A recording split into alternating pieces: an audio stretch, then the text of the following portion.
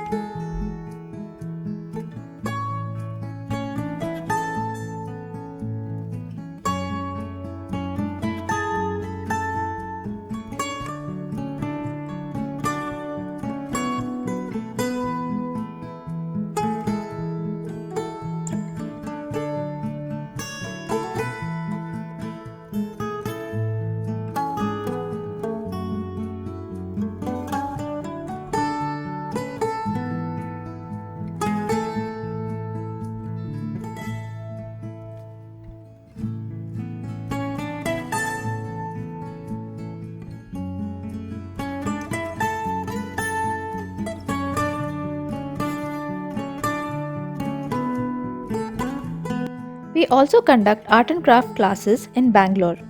For more details, please visit www.ridhimaacreationsartandcraft.com. If you enjoyed watching this video, please do try this at home and let me know how it came out. If you have not already subscribed to this channel, please consider subscribing because I'll be bringing you many more such lessons in the future. Thank you for watching. See you in the next video. Bye.